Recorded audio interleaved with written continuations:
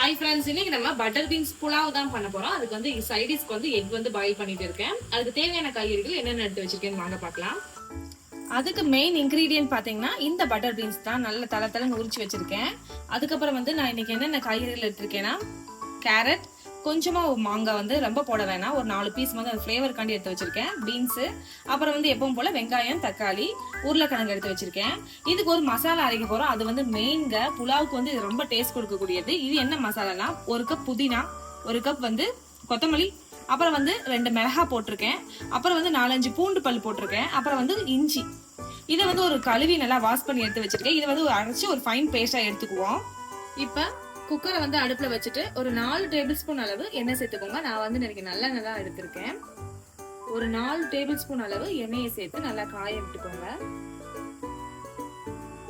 இப்போ எண்ணெய் நல்லா காஞ்ச உடனே வந்து ஹோல் ஸ்பைசஸ் ஒக்கட்ட என்னென்ன இருக்கும் அதை ஆட் பண்ணிக்கோங்க. இப்ப வந்து நல்லா பொரியட்டும். அடுத்து வந்து நம்ம வந்து வெங்காயத்தை போட்டுட்டு கோல்டன் ப்ரௌன் கலர்ல வதக்கி எடுத்துக்கணும்.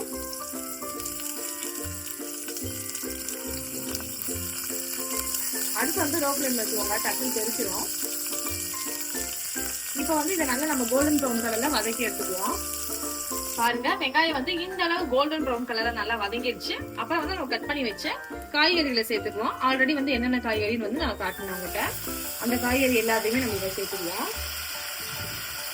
சேர்த்துட்டு இது ஒரு நல்லா மிக்ஸ் பண்ணிவிட்டு இது கூடவே வந்து நம்ம எடுத்து வச்ச பட்டர் பீன்ஸ், இது வந்து நம்ம பட்டர் பீன்ஸ் புலாவ் தான் பண்ண போறோம். இதுதான் மெயின் இன்கிரீடியன்ட். இதை சேர்த்துக்கோங்க. இந்த பட்டர் பீன்ஸையும் சேர்த்துட்டு ஒரு நிமிஷம் போல அடுப்பை ஸ்லோ ஃப்ளேம்ல வச்சு நல்லா கிண்டிக்கோங்க.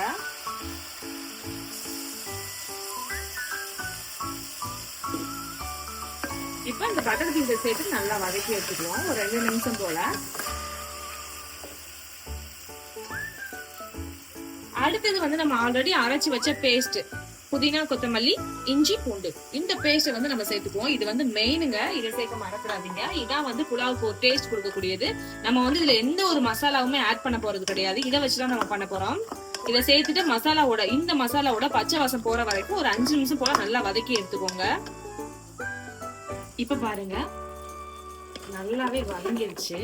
நம்ம சேர்த்த அந்த மசாலா வந்து நல்லாவே பச்சை வாசம் போற அளவுக்கு வதங்கிடுச்சு. இப்போ வந்து நம்ம அரிசியை சேர்த்துக்கலாம். இந்த ஸ்டேஜ்ல நம்ம அரிசியை சேர்க்கறது கரெக்டான ஸ்டேஜ். இப்போ நம்ம அரிசியை சேர்த்துக்கலாம். நான் வந்து 1 கப் அளவு பாஸ்மதி ரைஸ் இன்னைக்கு போல. நீங்க பாஸ்மதி ரைஸ்ல பண்ணணும்னா தாராளமா பண்ணிக்கலாம். நான் வந்து நம்ம வீட்டுல ஆக்குற நார்மல் ரைஸ் தான் எடுத்திருக்கேன். 1 கப் அரிசி எடுத்திருக்கேன்.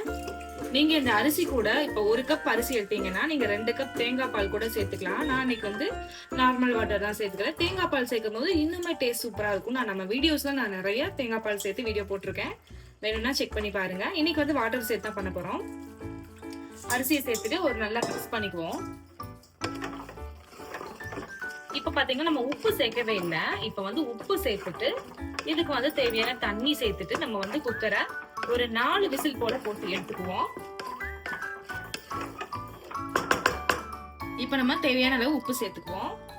உப்பு சேர்த்துட்டு தேவையான அளவு தண்ணியும் சேர்த்துட்டு நல்லா மிக்ஸ் பண்ணிக்கோங்க. உப்பு எல்லாமே செக் பண்ணி பார்த்துக்கோங்க.